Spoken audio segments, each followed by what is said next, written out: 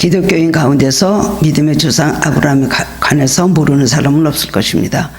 우리는 모두 아브라함의 삶의 이야기를 잘 알고 있습니다. 과거 4000년 인류 역사 중에 아브라함은 중요한 위치를 차지하고 있습니다. 세계 3대 종교인 유대교, 이슬람교, 기독교가 그를 비롯해서 나왔다고 생각을 해보면 얼마나 그가 위대하고 훌륭한 사람인가를 알 수가 있습니다. 아브라함은 구약에서 그 이름이 수없이 많이 나오고 있고 신약에서만도 70번이나 그 이름이 나오고 있습니다. 오늘 본문 창세기 12장은 하나님의 인류 구속사에서 매우 중요한 의미를 차지하는 그런 장이라고 할 수가 있습니다. 본문 앞에 창세기 11장을 보면 노아의 홍수 심판 사건 이후에 인류는 니므롯이라는 영웅을 중심으로 하나님을 대적하는 교만의 상징인 바벨탑을 쌓은 것을 볼 수가 있습니다.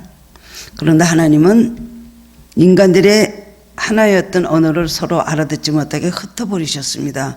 그리고 혼잡하게 하셔서 더 이상 바벨탑을 쌓지 못하게 하셨습니다. 사람들은 그래서 이것저것으로 언어가 통하지 않으니까 흩어져서 살면서 우상숭배를 하기 시작을 하였습니다. 바벨탑 사건 이후에 하나님은 그 관심을 전 인류에게서 한 사람 개인에게 돌리시는 것을 볼 수가 있습니다. 그리고 믿음의 한 사람인 아브라함을 택하셨습니다. 아브라함으로 한 민족을 이루게 하시고 그 민족을 통해서 인류를 구원하실 예수 그리스도를 장차 탄생시키시는 그런 계획을 가지고 계셨습니다. 아브라함의 고향 갈대아우르는 바벨탑을 쌓았던 그곳, 그리고 바벨론 제국이 있었던 바로 우상 숭배의 고장이었던 바로 그곳이었습니다. 지금의 이라크 북쪽의 텔 무카르라는 그런 곳입니다. 그의 본래 이름은 아브람이었습니다. 아브람은 높으신 아버지라는 뜻이 있는데요. 하나님은 그 이름을 아브라함이라고 바꿔주셨죠. 아브라함은 열국의 아버지라는 뜻을 가지고 있습니다. 아브람은 노아의 아들 중에 셈의 후손입니다.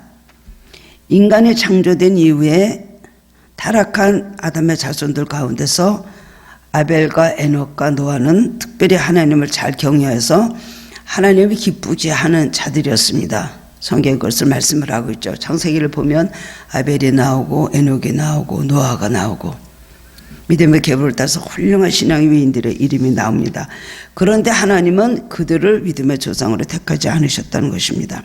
그리고 아브라함을 하나님께서 믿음의 조상으로 택하셨습니다. 하나님은 아브라함 개인이 은혜를 받으려는 하나님의 목적도 있으셨지만 아브라함을 통하여서 많은 사람이 은혜를 받고 그리고 그를 통해서 축복을 받게 하기 위해서 하나님께서 아브라함을 부르셨다는 겁니다. 창세기 12장 2절에서 3절을 보면 내가 너로 큰 민족을 이루고 내게 복을 주어 내 이름을 창대하게 하리니 너는 복이 될지라. 너를 축복하는 자에게는 내가 복을 내리고 너를 저주하는 자에게는 내가 저주하리니 땅의 모든 족속이 너로 말미암아 복을 얻을 것이라. 엄청난 축복을 해주셨습니다. 아브라함 전에는 하나님께서 많은 사람을 인류 전체적으로 상대를 하셨습니다. 근데 그 다음부터는 하나님은 개인 한 사람을 부르셔서 그에게 복을 주시고 너로 인하여 천하 만민의 복을 얻게 할 것이다. 너는 복이 될지라는 엄청난 축복을 허락해 하셨다는 것입니다. 이 말씀 속에는 복이라는 단어가 5번이나 나옵니다. 내가 너로 큰 민족을 이루고 내게 복을 주어 그 다음에 너는 복이 될지라. 너를 축복하는 자에게는 복을 내리고 저주하는 자에는 내가 저주하리니 땅의 모든 족속이 너로 말미암아 복을 얻을 것이라. 복 5번이나 하나님은 복에 대한 말씀을 하십니다.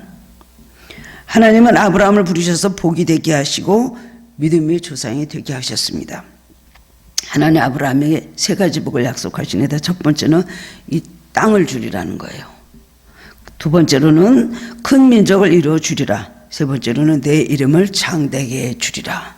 큰 민족을 이루게 해 주리라는 그런 뜻에는 자식이 없었던 아브라함에게 너에게 자손을 줄 것이라는 것을 말씀해 주신 것입니다. 영어 성경에 보면 이 규절을 하나님께서 약속을 하시면서 너는 그렇게 될 것이다 라고가 아닙니다. 하나님의 의지 I will 내가 그렇게 하겠다. 내가 땅을 주고 너를 큰 민족을 이루어주고 내 이름을 창대하게 해주리라. 그런 약속을 해주신 것입니다. 하나님께서 그렇게 하시겠다는 하나님의 의지를 반복해서 여러분 말씀하신 것을 볼 수가 있습니다. 아브라함은 특별한 사람이 아니었습니다. 그리고 하나님을 잘 섬길 수 있는 그런 환경에서 태어나서 자란 사람이 절대로 아니었습니다. 오히려 아주 우상을 정말 많이 섬기는 그런 땅에서 태어나서 자랐던 그런 사람입니다. 그래서 여호수아 24장 2절에 보면 여호수아가 모든 백성에게 이르되 이스라엘 하나님 여호와의 말씀에 옛적에 너희 조상들 곧 아브라함의 아비 나홀의 아비 데라가 강 저편에 거하여 다른 신들을 섬겼으니 라고 한 것을 보면은 그 아버지 데라가 우상을 많이 섬겼다는 것을 말해주고 있습니다. 아브라함의 가정은 아주 역설적으로 우상을 숭배하던 가정의 후손이었습니다. 데라는 우상을 만들고 우상을 가지고 밥을 먹고 사는 그 우상을 섬기는 그런 사람이었다는 것을 유명한 이야기입니다. 아브라함이 살고 있던 곳은 말뚝이라는 그런 태양신을 섬기고 또한 월신, 달신을 섬기는 그런 지역이었습니다. 그래서 그 조상부터 그 친척 모두 거기서는 우상을 가지고 돈을 벌고 우상을 섬기는 그런 지역이었다는 것입니다. 바로 그것이 아브라함의 그곳의 출신으로서 태어나서 자랐는데도 불구하고 아브라함은 믿음을 가지고 있었습니다. 아브라함도 하나님 섬기기 전에는 태양신을 섬겼다고 합니다. 근데 갑자기 저녁 때가 되니까 해가 저물면서 태양이 사라지거든요. 왜 신이 내가 섬기는 하나님이 저렇게 저녁 때가 되니까 사라질까? 그 다음에 또 달신이 있습니다. 월신, 그 신을 또 보고 밤에는 또 월신이 있구나 하고 또 믿음을 좀 가지고 좀 있었는데 아침이 되니까 또 해가 나오면서 또 달이 사라집니다. 이거는 신이 아니다 라고 하면서 그때부터 이제 내가 섬겨야 할 분은 하나님은 이렇게 변하시는 분이 아니다고 생각하고 그 다음에는 여호와 하나님을 찾아서 경배하게 되었다고 합니다. 하나님께서는 조건 없이 아브라함을 부르셨습니다. 그리고 복을 주시고 믿음의 조상이 되게 하신 것입니다. 우리 그리스도인은 다 누굽니까? 아브라함의 후손입니다. 우리도 아브라함의 후손이. 오늘 우리 아브라함에 대해서 배우는 것은 뭘 말하는 걸까요? 우리 바로 첫 조상, 우리 믿음의 조상인 아브라함, 가장 높은 우리 시조라고 할 수 있는 아브라함에 대해서 오늘 배우고 그 후손으로서 아브라함의 믿음을 배우는 시간이 되는 것입니다. 오늘 우리는 믿음의 조상인 아브라함의 신앙을 통해서 깨달음을 얻고 함께 은혜를 나누기를 원합니다. 아브라함은 어떤 믿음을 가졌길래 그렇게 복이 되고 많은 사람들의 믿음의 조상이 되는 그런 훌륭한 사람이 되었을까? 우리는 후손으로서 아브라함의 그 삶을 본받아야 될 것입니다. 첫 번째로는 아브라함은 하나님의 약속을 믿었다는 것입니다. 이것이 아주 중요한 것입니다. 오늘 12장 1절에 보면 여호와께서 아브라함에게 이르시되 너는 너의 고향과 친척과 아버지 집을 떠나 내게 보여줄 땅으로 가라고 지시를 하셨습니다. 하나님은 왜 아브라함을 고향 친척 아버지 집을 떠나서 다른 곳으로 가라, 내가 너에게 보여줄 땅으로 가라, 지시할 땅으로 가라, 그것도 지금 어딘지 모릅니다만은 무작정 떠나라 말씀을 하셨는데 하나님 왜 그것을 떠나라고 하셨을까? 그곳에서도 역사하실 수가 있었겠죠. 하나님은 그 갈대아우르는 너무나 태양신을 섬기는 신전이 많이 있었고 달신을 섬기는 신전도 많이 있었고 그것은 우상의 고장이라서 하나님의 역사를 이루실 수가 없었고 하나님 뜻은 하나님의 약속하신 곳 멀리 가나안으로 가는 것이 하나님 뜻이었습니다. 세상은 그 당시 너무나 완악해서 하나님으로부터 아주 멀리 떠나 있었습니다. 홍수 심판 이후에 인류는 회개하고 하나님 앞으로 돌아와야 되는 것 아닙니까? 근데 그때부터 더 완악해지고 더 교만해지고 하나님을 대적을 합니다. 바벨탑을 쌓아서 우리는 이제 흩어짐을 면하자, 다시는 이런 일이 있지 않게 하자 하나님을 대적을 합니다. 인간의 힘이 더 강하다는 것을 하나님 앞에 보여주기 위해서 완악하게 그리고 정말 악한 방법을 다 동원했지만 하나님 그들을 보실 때 다 흩어버리고 싶으시고 또한 그 교만함을 더 이상 허락하지 아니하시고 하나님께서는 이제 인류를 구원할 자를 구원하시려는 하나님 뜻, 그리고 창세기 3장 15장에서 하신 여자의 후손이 뱀의 머리를 밟게 하는 그것을 말씀하시고 그 말씀을 성취시켜 주신 것입니다.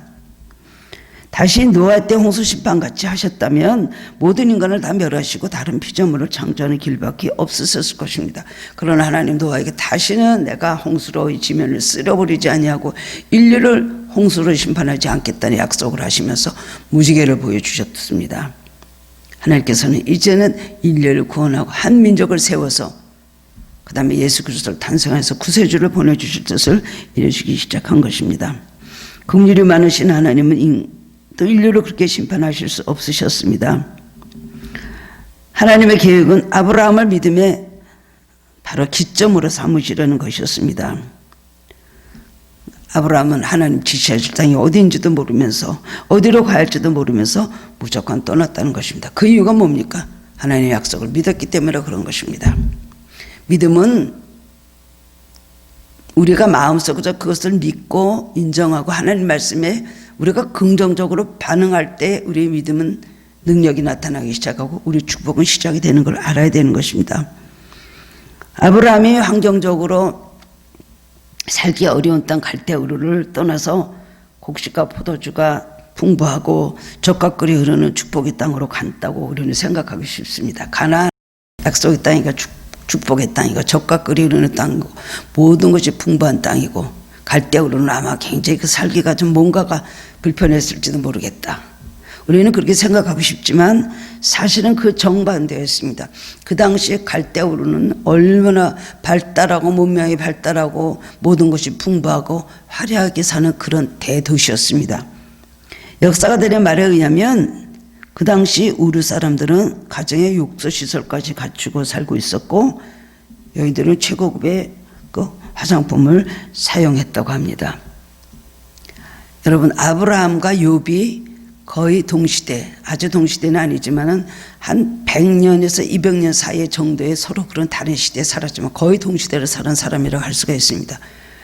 근데 욥이 연단받고 난 다음에 하나님께서 축복을 하셨을 때 그 욥의 딸들은 다시 하나님께서 이제 10남매를 주셔서 7명의 아들과 그 다음에 3명의 딸을 주셨는데 그 3명의 딸들의 이름이 너무나 아름답고 아주 그 화장을 하고 너무 아름답고 그렇게 아름답게 외모를 갖추고 한 그런 이름들을 그에게 붙였더라고요. 보니까 그 당시에 그렇게 여자들의 화장술도 굉장히 뛰어났고 아름다운 옷을 입었고 그런 미를 갖춘 시대였다는 거예요. 그 욕조까지도 만들고 날았으면은 얼마나 놀랄만한 일입니까? 이때가 언제입니까? 이때가 지금으로부터 4,000년 전 일입니다. 그래서 4,000년 전에 그렇게 인류는 문화가 발달하고 대단한 그런 화려한 문화시설을 가지고 살았다는 것입니다. 갈대우르가 그런 것이었습니다. 그 반면에 가나안은 어떤 땅입니까? 가나안은 척박하고 아무것도 없고 아주 야만인에 가까웠고 미개한 그런 땅이었습니다. 모든 것이 아주 수준이 너무나 낮은 그런 때였는데 갈대우르를 떠나서 그곳으로 가서 떠나러 가라고 할 때 아브라함은 그 말에 순종했다는 것은 하나님의 약속을 믿었기 때문에 그런 것입니다. 아브라함이 떠날 때 그의 나이는 75살이었습니다. 75살 된 노인이 어디 가서 무엇을 어떻게 합니까? 그러나 그는 하나님의 약속을 믿고 말씀을 따라 첫 발을 떼었다는 것입니다. 믿었기 때문에 그런 것입니다. 하나님의 말씀 하나만 믿고 그는 긴 여정을 시작을 했다는 것입니다. 늙은 인생의 나이에 그야말로 인생의 대전환이 시작되었는데도 불구하고 하나님의 약속을 믿었기 때문에 그는 떠날 수가 있었습니다. 히브리서 11장 6절에 보면 믿음이 없이는 하나님 기쁘시게 하지 못하나니 하나님께 나아가는 자는 반드시 그가 계신 곳과 또한 그가 자기를 찾는 자들에게 상 주시는 이심을 믿어야 할지니라 라고 했습니다.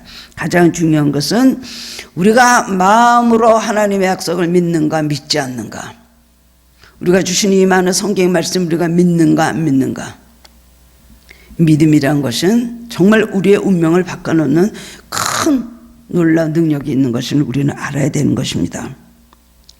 믿느냐 믿지 못하느냐, 하나님 말씀일 때 큰 축복이 찾아오는 것입니다. 천국에 있는 걸 믿는 사람은 천국에 들어가서 영생을 얻고 하나님의 약속하신 그 모든 축복을 누리면서 살 수가 있습니다. 그렇지 않은 사람들은 천국이 어디 있느냐, 지옥이 어디 있느냐, 예수가 어디 있느냐, 내 주먹을 믿으라.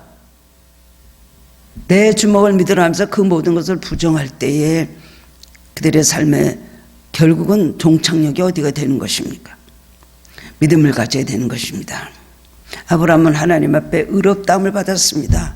우리보다 더 물론 훌륭한 것도 많이 있지만 아브라함이 특별히 죄가 없고 원죄가 없이 살고 자범죄가 없이 살아서 아브라함이 하나님 앞에 의롭다함을 받은 것이 아니라 그가 하나님을 믿으니 의롭다함을 받았다 그랬습니다. 이신칭의 우리 기독교인들이 우리가 예수 믿어서 의롭다함을 받는 아브라함의 후손이 된 것은 무엇 때문입니까? 믿기 때문에, 하나님의 약속을 믿기 때문에, 하나님을 의지하고 살기 때문에, 살아계신 하나님을 우리가 신뢰하기 때문에 우리도 의롭다함을 받은 아브라함의 후손이 될 수가 있는 것입니다.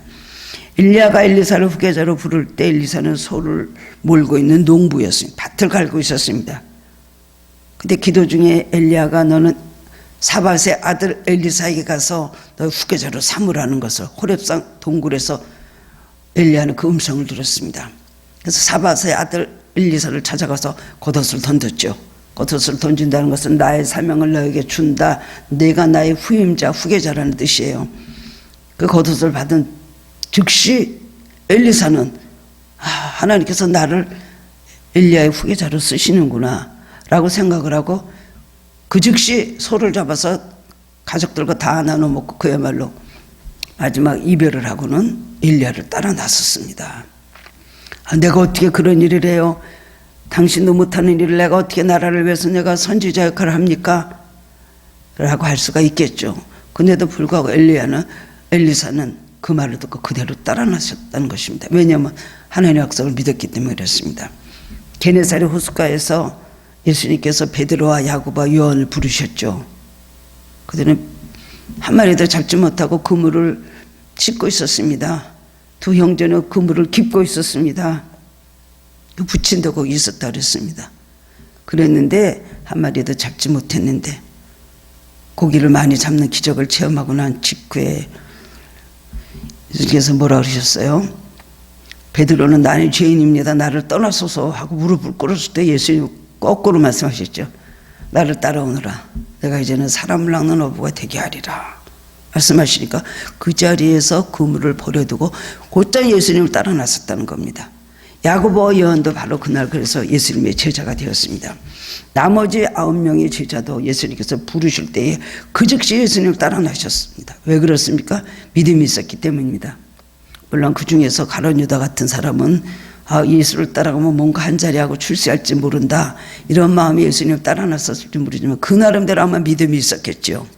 나머지 나다나엘, 마태, 안드레 수많은 예수님의 제자들은 다 예수님 말씀을 믿었기 때문에 그때까지 살았던 자기의 모든 삶을 버리고 생계를 버리고 그 다음엔 직업과 모든 걸 다 하고 가정을 놔두고 예수님을 따라 나섰단 말입니다. 그렇습니다. 우리는 믿음을 가지지 않으면 더 이상 그리스도인이라고 할 수가 없습니다. 예수 믿는 사람, 우리 예수쟁이, 예수 믿는 사람다는 말을 듣죠. 그건 무슨 뜻입니까? 뭘 믿는다는 겁니까? 하나님의 약속, 하나님의 말씀, 이 성경 말씀, 하나님께서 우리에게 주시는 미래에 대한 하나님의 약속, 그 많은 약속, 부정할 수 없는 약속을 우리가 믿는다는 것입니다. 아브라함은 하나님 말씀을 믿었기 때문에 대단한 결단을 하고 그 나이에 호타를 싸가지고 그것을 떠났다는 것입니다. 어디도 갈지도 모르면서 이제 가면서 한 걸음 한 걸음 갈 때마다 순종하면서 갈 때마다 가르쳐 주겠다고 하신 말씀을 따라서 따라한 것입니다. 무슨 내가 이 나이에 가나안에 가서 큰 민족을 이루며 내 이름을 창대해지게 하며 내가 땅을 나에게 주시겠다. 이걸 어떻게 믿을 수가 있습니까? 그 말씀을 그대로 믿었다는 것입니다. 우리 그리스도인들은 하나님의 약속을 의심 없이 그대로 믿어야 됩니다. 그런데 현실을 보면 그대로 믿어집니까? 믿어지지가 않습니다. 하나님의 약속은 멀리 하늘 위에 있는데 그 약속을 어떻게 땅에 잡아내려서 내가 그것을 성취한다는 것은 정말 믿음이 없이는 할 수도 없는 일인 것입니다. 믿음이 있으면 보이지 않는 현실의 강을 보이는 것 같이 건너뛸 수 있는 모험을 할 수 있는 용기가 생깁니다. 똑같은 상황에도 믿음이 있으면 절망하지 않습니다. 그래서 우리 크리스찬들은 하는 말이 있잖아요. 어려운 일을 당할 때마다 어떻게 합니까? 하나님께서 어떻게 하실 거예요? 하나님은 무슨 뜻이 계실 거예요? 하나님께서 이제 좋게 해주실 겁니다. 하나님께서 이 문제를 해결해 주실 겁니다. 우리는 절망할 수 없는, 정말 그런 숨을 쉴 수 없는 그런 상황에 있어도 믿음을 가지기 때문에, 나를 믿는 것이 아니라 세상을 믿는 것이 아니라 하나님을 믿기 때문에 현실적으로 믿어지지 않아도 하나님을 신뢰하기 때문에 우리는 건너뛸 수 있습니다. 할 수 있다는 용기가 나오는 것입니다. 지금은 믿어지지 않고 수긍이 안 되고 불투명한다 할지라도 하나님의 약속을 믿어야 하고 그 선하심과 사랑을 우리는 신뢰해야 되는 것입니다. 그렇습니다. 그렇기 때문에 우리는 그 약속을 믿기 때문에 인내할 수도 있고 기다릴 수도 있고 그리고 견뎌낼 수가 있는 것입니다. 믿음은 뭡니까? 믿음은 능력입니다. 믿음은 보이지 않는 강을 건너뛸 수 있는, 밤에도 그 깜깜한 강 건너뛸 수 있는 바로 그 능력이 바로 믿음인 것입니다. 우리는 보이기 때문에 믿는 것이 아닙니다. 세상 사람들은 증거를 보여라, 증명을 해봐라, 먼저 보여. 예수 믿으면 축복 받는다는, 복 받는다는 증거를 보여. 그러면 내가 믿을게. 먼저 증거를 구하죠. 그 다음에 내가 믿을게 합니다. 보고 믿으려고 하지만 우리는 믿기 때문에 보는 것입니다. 그렇습니다. 보이기 때문에 믿는 것이 아니고 우리는 믿기 때문에 보는 것입니다. 믿음이라는 것은 믿기 때문에 보는 것입니다. 먼저 믿으면 그 다음에 열리기 시작하는 것입니다. 믿는다고 하면서도 믿음이 없어서 일생 동안 다쳤던 것을 모험을 피하고 두려워하면서 살아간다면 아무 축복도 받을 수가 없습니다. 다쳤던 것들이 모험을 피하고 이제 안 됩니다 하고 자기가 부정적으로 생각하면 아무것도 이뤄줄 수가 없다는 것입니다. 평생 모험만 하면서 살 수는 없습니다. 하나님 우리에게 모험만 하라고 살지는 않게 하셨습니다. 우리는 때로는 원칙대로 살아야 되고 상식적으로 살아야 되고 세상의 모든 지나가는 모든 질서와 이 세상의 모든 법칙대로 우리는 살아가야 합니다. 때로는 우리는 믿음으로 모험을 해야 될 때에 어느 쪽을 택할 것이냐. 믿음의 눈을 가진 사람은 모험을 할 수 있는 용기가 생긴다는 것입니다. 그래서 완전히 다 절망하고 낭떠러지 끝에 가 있다가도 믿음으로 다시 일어나는 얼마나 많은 훌륭한 사람들이 많은 간증과 체험을 우리는 듣고 있습니까? 우리에게 축복의 기회가 되는 것, 믿음이 있으면 축복의 기회가 되는 것입니다. 그렇기 때문에 우리는 눈이 따로 있습니다. 세상 사람들은 육안을 갖고 살고 우리도 육안을 갖고 살고 있지만 육안만 갖고는 안 되죠. 믿음의 눈이 따로 있는 것입니다. 우리는 이 믿음의 눈을 따로 가지고 있어야 되는 것입니다. 믿음의 눈으로 보면 하나님의 약속이 믿어지고 불가능한 상황이 가능하다고 믿어지는 것입니다. 6.25 전쟁 때 700~800만 명이나 되는 북한 동포들이 집이나 토지나 자기의 모든 친척 그리고 모든 갖고 있던 재산 모든 걸 다 버리고 어린 자서도 손을 붙잡고 아무도 없이 내려온 분들이 얼마나 많이 있습니까? 수많은 이산 가족들이 있습니다. 그 중에는 신앙의 자유를 얻기 위해서 마지막 배를 타고 내려온 분들이 많이 있습니다. 저희 시댁과 친정 부모님들도 모두 살던 고향을 버리고 하나님 한 분 믿고 남쪽으로 내려왔습니다. 그런데 지금 이북에서 내려온 사람들 중 가운데 내려온 것을 후회하는 사람이 있습니까? 너무나 잘 왔다 그러죠. 아니었으면 공산 치하에서 70년 동안은 얼마나 고통을 당하고 생각만 해도 치가 떨리고 더구나 우리가 신앙생활 잘하는 분들 북한에서 내려와서 아무것도 없는 가운데 새벽마다 추운데 꽁꽁 얼은 손으로 그냥 추운 마룻바닥에 와서 기도하면서 하나님 앞에 부르짖고 하나님 한 분 믿고 이 세상 하나님 한 분 믿고 남한으로 내려왔습니다.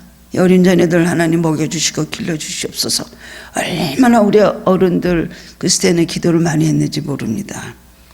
하나님께서 지켜주셔서 이렇게 한국에 좋은 나라로 이렇게 해주시고 신앙의 자유와 정말 수많은 교회를 통하는 영적 수많은 우리들의 많은 공급원들이 얼마나 많이 있습니까? 말씀의 홍수 속에 우리가 살아가고 있습니다. 부유함도 그 가난했던 그 시대를 지나서 얼마나 지금 부유하게 삽니까? 그러면서 참 감사하죠. 그때 안 내렸으면 어떡할 뻔했냐. 하루 이틀 사이 몇 시간에 그 운명이 바뀌어지는 순간들을 많이들 그들은 체험을 했습니다. 감사하죠. 지금 내려온 거 다 감사하다고 하잖아요. 모험입니다. 하나님 믿고 모험한 사람들은 성공을 하게 되는 것입니다. 그 모험을 해야 될 때 모험을 하지 못하면 축복의 기회를 잃어버리고 마는 것입니다. 하나님의 명령 앞에서는 우리 결단이 필요합니다. 이것을 따를 것인가 따르지 않을 것인가 결단이 필요합니다. 또 그런데 결단에는 비싼 대가가 따르고 또 포기해야 되는 것이 있고 자기 부정이 따르기 때문에 매우 힘이 들고 희생을 해야 되는 것입니다. 지금 현재는 희생하고 자기를 포기해야 되는 것입니다. 그러나 지나고 나면 얼마나 그것이 잘한 선택이었는가. 하나님의 뜻과 하나님의 생각은 우리 인간과 아주 다르고 아주 높고 아주 우리를 축복으로 인도하시는 것이기 때문에 우리는 하나님의 약속을 믿고 그대로 따라야 되는 것입니다.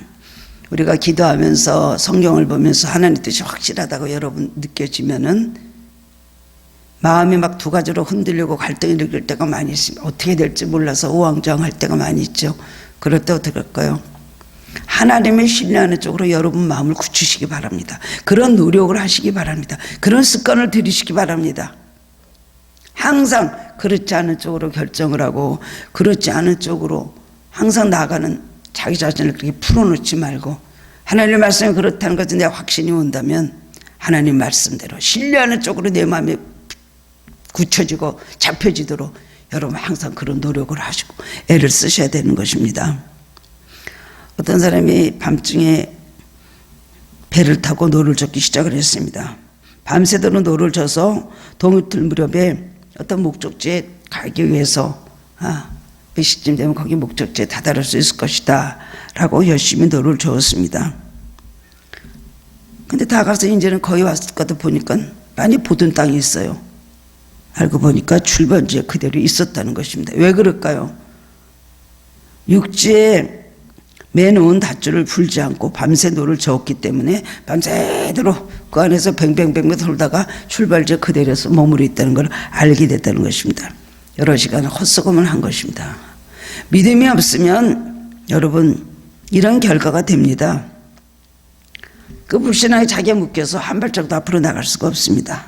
한 걸음도 앞으로 나가지 못하고 아무것도 할 수 없는 그런 결과가 오게 된다는 걸 믿으시기 바랍니다. 믿음을 가지시기 바랍니다. 무엇이든지 믿음으로 생각하고 믿음으로 결정하고 믿음으로 여러분 모든 여러분의 삶을 맡기시기 바랍니다. 하나님을 의지하시고 신뢰하시기 바랍니다. 두 번째로는 말씀에 순종해서 아브라함은 떠났다는 것입니다. 4절을 보면 이 아브라함이 여호와의 말씀을 따라갔고 라고 하고 있습니다. 하나님의 말씀에 자신의 삶을 순종했다는 것이에요. 어떻게 순종할 수 있었을까요? 믿었기 때문에, 하나님의 약속을 믿었기 때문에 순종할 수 있게 그렇게 된다는 것입니다. 축복을 받는 사람은 자기의 지식이나 경험, 의지를 믿는 것이 아니라 말씀을 믿고 순종하는 사람입니다. 우리는 하나님의 말씀을 우리가 믿어야 되는 것입니다. 그리고 따라가야 되는 것입니다. 근데 우리는 흔히 생각하기에 내 지식이나 내 경험이나 내 판단이 앞장을 섭니다. 그리고 막 이거저거 따져보고 두들겨보고 한참 계산을 해보고 그래서 하나님의 뜻을 더 뒤에 놓을 때가 얼마나 많이 있는지 모릅니다. 그래서 순종을 하지 않는 것입니다. 순종한다는 것은 실제적으로 말씀대로 움직이는 것, 그 말씀대로 행하는 것이 바로 순종인 것입니다. 아브라함의 축복은 야곱과는 차이가 있죠. 아브라함도 신앙이 있었고 야곱도 신앙이 있었습니다. 아브라함은 인간적으로 볼 때는 아주 순박하고 양순하고 사랑이 많고 그리고 관대하고 그런 사람이었습니다. 참 그야말로 좋고 참 어질고 그런 착한 사람이었죠. 그리고 성실하고 진실했습니다. 반면에 야곱은 그렇지가 않았습니다.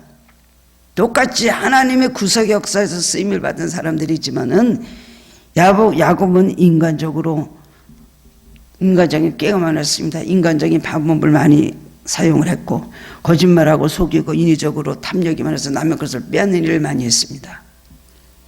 아브라함도 사랑하시고 야곱도 하나님께서 너무나 사랑하셨습니다. 하나님의 구속 역사에 두 사람 다 크게 쓰임을 받았지만은 야곱은 하나님의 많은 다루심이 있었습니다. 참으로 때로는 하나님의 채찍이 많았습니다. 그렇기 때문에 환난을 많이 당하고 연단을 많이 받고 눈물을 흘릴 때가 너무나 많았습니다. 실패를 많이 했습니다. 참 깨지기가 너무 힘들었던 사람이기 때문에 그렇습니다. 인류의 조상 아담과 하와는 최초로 하나님께로부터 창조된 사람이지만 하나님 말씀의 불순종함으로 인하여서 후손들에게 뭐를 주었습니까? 죄를 짓게 하고 죄가 이어지게 하고 저주를 후손들에게 가져왔습니다. 근데 아브라함은 하나님의 명령에 순종함으로 자신과 자신의 후손들의 모든 저주를 축복으로 바꾸는 사람입니다. 자기의 지식이나 감정에 의지하지 않고 오로지 하나님의 말씀을 무조건 따랐기 때문에 그런 축복의 사람이 된 것입니다. 아브라함이 있을 동안 낙타나 양의 가죽으로 만든 천막집을 돌돌돌 말아가지고 살았습니다. 일생 동안 자기 집을 지어본 적이 없는 유목의 생활을 했습니다. 왜냐하면 하나님께서 너는 1년 후에 저곳으로 갈 것이니 1년 동안만 여기 살아라, 집 짓고 살아라 그렇게 말씀하지 않았기 때문에 그렇습니다. 내일 어떤 명령이 떨어질지 모릅니다. 그렇기 때문에 날마다 아침에 일어나서 하나님 오늘 어디로 갈까요? 말씀해 주옵소서. 내가 오늘은 동쪽으로 갈까요? 서쪽으로 갈까요? 가나안으로 갈 때까지 하나님 앞에 매일 그렇게 기도를 하고 말씀을 기다리며 살았습니다. 이것은 하루하루 순종의 생활을 했다는 것을 의미해 주는 것입니다. 하나님께서 말씀하시지 않으면 절대로 움직이지 않았습니다. 밤마다 그냥 제단을 써놓고 그 앞에 엎드려 있었다는 것입니다. 신앙생활이라고 하는 것은 말씀을 듣는 것뿐이 아니라 말씀을 들었으면 순종하는 것입니다. 그렇기 때문에 순종이 제사보다 낫다고 한 것입니다. 야고보서 2장 17절에 보면 행함이 없는 믿음은 그 자체가 죽은 것이라고 했습니다. 또한 야고보서 2장 26절에 보면 영혼 없는 몸이 죽은 것 같이 행함이 없는 믿음은 죽은 것이니라. 아무리 알면 뭐합니까? 아무리 입으로 순종한다고 하면 뭐합니까? 아무리 그렇게 하겠다고 하면 뭐합니까? 아무리 아멘을 외치고 아무리 기도를 유창하게 잘하면 뭐할까요? 순종하지 않으면 다 소용이 없는 것입니다. 하나님께 순종하는 사람은 하나님께 마음을 활짝 열어놓은 사람입니다. 마음을 활짝 열어놓을 때 하나님의 말씀을 들을 수 있고 믿음으로 받아들일 수가 있습니다. 인간관계에서도 다른 사람들에게 마음을 활짝 열은 사람은 참 원만한 관계를 지닐 수가 있습니다. 서로 다 대화가 잘 통하고 서로 좋은 관계로서 인간관계에서 서로 많은 유익한 것을 얻고 살아갈 수가 있습니다. 그러나 마음이 닫혀진 사람은 아무것도 얻을 수가 없습니다. 혼자 웅크리고 혼자 오해하고 혼자 살아가는데 그 마음속에 무슨 생각을 가지고 있는지 상대방이 모르기 때문에 도와주려고 해도 도와주고 둘 수가 없는 것입니다. 우리가 신앙생활을 하면서도 마찬가지로 하나님 앞에 열린 마음으로 하나님께 주신 말씀은 그대로 믿고 좋은 말씀 주시면 긍정적으로 믿고 약속의 말씀 주시면 그것을 또 받아들이고 가슴에 품고 그대로 믿고 나아가야 되는데 말씀을 하면 이리저리 따져보고 오해하고 의심하고 반박하고 하나님 말씀을 받아들이지 않고 마음에 닫혔기 때문에 무슨 말씀을 해도 하나도 받아들여지지가 않습니다. 우리의 심령은 스펀지 같아서 하나님 말씀을 주시면 그 스펀지에 뭐가 흡수되듯이 우리도 하나님 말씀이 그대로 우리 안에 흡수가 되어야 되는 것입니다. 이것이 좋은 땅에 떨어진 씨앗이 30배, 60배, 100배의 결실을 맺는 것입니다. 우리가 교회 생활을 할 때 주일날이나 다른 예배를 통해서 목사님 설교를 듣죠. 어느 날은 목사님 설교를 참 은혜스럽게 정말 잘 하십니다. 어떤 날은 또 목사님 설교가 또 별로 은혜가 안 되고 목사님 자체에 대해서 또 뭔가 마음에 자기가 스스로 오해가 될 수도 있습니다. 그러면 오늘은 목사님 때문에 은혜를 받았다. 오늘은 목사님 때문에 은혜를 못 받았다. 오늘은 교회 가서 은혜를 받고 돌아왔다. 오늘은 교회 와서 그냥 그렇게 하고 왔다. 그건 말이 안 되는 얘기예요. 하나님께서 의지해 주시는 너는 어떤 일이 있어도 예배 때는 은혜를 받아야 된다. 그럼 목사님 통해서 은혜를 못 받으면 어떡하죠? 찬양을 통해서 아니면 혼자 속으로 기도를 하면서도 은혜를 받아야 되는 거예요. 하나님 앞에 은혜를 받아야 되는 것입니다. 열린 마음으로 나갈 때는 어떤 경우에도 우리에게 은혜를 허락해 주시고, 같은 찬송을 들어도, 같은 말씀을 들어도, 남이 읽은 것만 들어도, 남의 아멘 하는 소리만 들어도 내가 은혜를 받게 된다는 것입니다. 하나님의 지혜와 생각은 나보다 별로 높다는 것을 우리가 알고, 더 선하시다는 것을 우리가 알고, 내 전체를 맡기는 삶이 되고, 그럴 때 우리는 순종할 수가 있는 것입니다. 우리가 하나님 말씀 드리려면 그 말씀을 가까이서 들어야 됩니다. 멀리 있으면 들을 수가 없습니다. 세상 소식이나 소문에는 기울이지만 하나님의 말씀에는 관심을 가지지 않습니다. 무엇을 말씀하시는지 우리는 말씀을 항상 듣고, 그 말씀 묵상함으로 듣고 기도함으로 하나님의 말씀을 들어야 되는 것입니다. 우리가 멀리 지방에 가면 핸드폰이 잘 안 터질 때가 있죠. 어쩌면 산속을 가거나 어떤 곳에 가면은 또 연결이 잘 안 될 수가 있습니다. 우리가 하나님께 가까이 가지 않으면 하나님의 음성을 듣지 못하기 때문에 바른 길을 거둘 수가 없다는 것입니다. 하나님 말씀에 순종하면 하나님이 더 많은 말씀을 들려주시고 하나님의 더 많은 축복이 임한다는 것을 믿으시기 바랍니다. 마지막으로 세 번째는 아브라함은 제단을 쌓는 삶을 살았다는 것입니다. 예배 중심의 삶을 살았습니다. 제단 쌓는 삶, 예배 중심의 삶을 사는 것이죠. 12장 7절 8절 보면 예배 중심의 삶을 살았다는 것을 이렇게 기록을 하고 있습니다. 여호와께서 아브라함에게 나타나 가라사대 내가 이 땅을 내 자손에게 주리라 하신지라. 자기에게 나타나신 여호와께 나가 그가 그것을 쌓고 거기서 베델 동쪽 산으로 옮겨 장막을 치니 서쪽은 베델이요 동쪽은 아이라. 그가 그곳에서 여호와께 제단을 쌓고 여호와 이름을 부르더니 라고 기록을 하고 있습니다. 이 말씀은 하나님 갈대 우르에서 처음 부르신 후에 두 번째로 나타나셔서 하신 그런 장면입니다. 아브라함은 드디어 가나안으로 들어왔습니다. 가나안은 하나님이 가라고 하셔서 간 것인데도 또 다른 우상의 고장이었습니다. 그리고 아주 낯선 땅이었습니다. 이방 땅입니다. 아브라함은 가나안 땅에 들어서 맨 처음에 장막을 치고 그 다음에는 그 장막을 친다면 그 다음에는 하나님의 이름을 부르면서 제단을 쌓았다는 것입니다. 아브라함은 우상숭배 아주 지친 사람입니다. 그래서 가는 곳곳마다 우상숭배를 하지 않기 위해서 제단을 쌓았습니다. 그리고 제단을 쌓는 일을 통해서 나는 하나님을 믿는 사람이라는 것을 증거했다는 것입니다. 지금도 역사가들이 아브라함의 발자취를 더듬어 가보면 제단 쌓는 삶, 아브라함의 발자취는 그저 제단 쌓는 그것을 통해서 아브라함의 발자취를 찾을 수 있고 또 찾는다는 것입니다. 아브라함의 삶은 참나고 어려서 곤고하고 정처 없었던 그런 삶입니다. 안정된 삶은 한 번도 없었습니다. 우상을 숭배하는 것에서 태어나서 자랐고 우상을 숭배하는 것으로 또 가라는 명령을 따라 그곳으로 갔습니다. 그런데도 그의 믿음을 지킨 것은 항상 제단 쌓는 삶을 열심히 살았다는 것입니다. 하나님을 신뢰하고 자신의 미래를 제단 쌓는 일로 하나님 앞에 온전히 맡겼다는 것입니다. 그가 믿음의 조상이 될 수 있는 여러 가지 많은 비결이 있습니다. 승리의 비결은 결국은 이 제단 쌓는 삶을 통해서 결국 쉽게 말해서 예배드리는데 목숨 걸었다는 겁니다. 그러므로 해서 그가 믿음의 조상이 될 수가 있었다는 것입니다.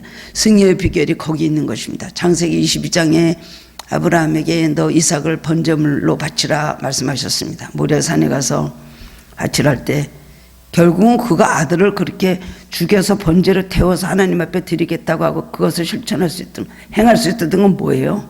예배입니다. 예배. 하나님께서 원하신 예배를 드리기 위해서는 아들까지도 번제물로 드릴 수 있다는 그 예배의 자기의 가치관, 예배를 얼마나 최선의 가치를 뒀나 하는 것을 우리가 알 수가 있습니다. 결국 예배를 통해서 믿음의 조상이 되고 여호와 이레의 축복을 받았던 것을 우리 창세기 22장에서 알 수가 있습니다. 예배라는 것은 모르죠. 월십이라고 합니다. 월스, 가치라는 뜻을 가지고 있고요. 그 다음에 십은 뭡니까? 십은 그런 신분이라는 것입니다. 세상의 가치를 하나님께 드린다는 것이 월십이죠. 예배는 신앙생활의 중심일 뿐만 아니라 우리 삶의 중심이고 우리 삶의 생명인 줄 우리가 알아야 됩니다. 하나님께서 인간을 창조하신 목적이 뭐예요? 이 백성은 나를 왜 내가 지었느니 나의 찬송을 부르게 하려 함이라 말씀을 하셨습니다. 지금 우리는 성전에서 모여서 예배드릴 수 없는 이런 참으로 안타깝고 불행한 시간들을 보내고 있습니다. 그렇기 때문에 개인적으로 이 영적 영양분을 공급받고 좋은 신앙을 유지하기 참으로 어려운 시간들을 우리가 보내고 있습니다.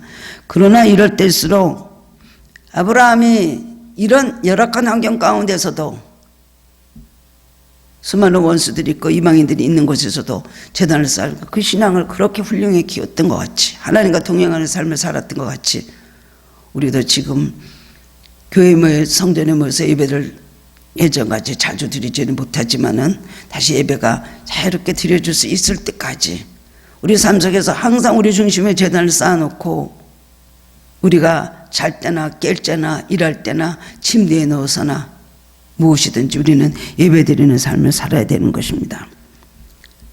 나 자신이 골방에서 예배를 드리는 것, 가족들과 열심히 예배를 드려야 됩니다. 이렇게 할 때 우리도 아브라함과 같이 여호와 이레 예배하신 축복을 받을 수가 있습니다. 하나님의 약속을 믿고 버릴 것은 버리고 떠날 줄 알아야 됩니다. 두 번째로는 명령을 듣고 순종하는 삶을 살아야 되는 것입니다. 제단 삶, 찬송과 기도, 말씀을 묵상하는 생활로서 아브라함과 같이 축복받고 축복을 남들에게 나눠주는 복이 되는 하나님께 성도님들 되시기를 주님의 이름으로 축원합니다. 사랑해 주님 은혜를 감사드립니다. 오늘 거룩한 주일입니다. 그런데 우리들이 비대면 예배로 또 이렇게 예배를 안타깝게 드리고 있습니다. 그러나 누구보다도 우리 마음이 하나님께로 향하게 하여 주시옵시고, 아브라함은 늘 하나님 말씀에 순종하며 그 약속을 믿고 나갔던 것 같이 우리도 하나님께서 한 번 주신 말씀, 약속을 절대로 우리들이 경홀히 여기지 않게 하여 주시옵시고 말씀을 따라 살 수 있도록 도와주옵소서. 우리 마음에 자주 흔들리지 않게 하여 주시옵시고, 또 하나님의 음성을 듣기 위해서 늘 귀를 열고 주님의 말씀에 기다리는 자세로 살아갈 수 있게 하여 주시기를 원합니다. 무엇보다도 아브라함과 같이 제단 쌓는 삶을 살게 하여 주옵소서. 언제 어디서나 우리 마음에 제단을 쌓고 하나님을 모시고 살게 하여 주시옵시고, 언제 어디서나 하나님의 이름을 부르며 발걸음을 옮겨놓을 때마다 하나님을 의지하고 도우심을 간구하며 살아갈 수 있도록 도와주시기를 원합니다.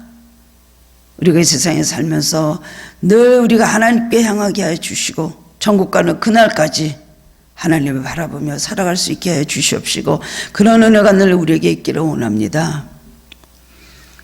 코로나19로 인하여 주님 이렇게 교회마다 많은 진통을 겪고 있고 어려움을 겪고 있습니다. 하나님, 코로나가 이 땅에서 속히 사라지게 하여 주시옵시고, 주님께서 하시면 주님 저희들이 할 수가 있는 걸 믿습니다. 교회 문들이 활짝 열려서 예전과 같이 자유롭고 활발하게 하나님 목소리 높이 하나님을 찬양하여 예배드리는 날을 속히 허락하여 주시옵소서. 너무나 지금 시간이 급할 때 아닙니까? 구원해야 될 영혼들도 너무나 많이 있는데 주여, 저희들 새가족들도 많이 전도하여서 그들을 구원해낼 수 있는 방제 역할을 할 수 있는 교회가 될 수 있도록 축복하여 주시옵소서. 그때까지 믿음을 잘 우리들이 지속하며 늘 예배 열심히 다 할 수 있게 하여 주옵소서. 복을 받을 뿐만 아니라 은혜를 받을 뿐만 아니라 이 복을 나눠주는 아브라함의 후손으로 살아갈 수 있도록 축복하여 주시옵소서. 예수 그리스도 이름으로 감사하며 기도드리옵나이다. 아멘.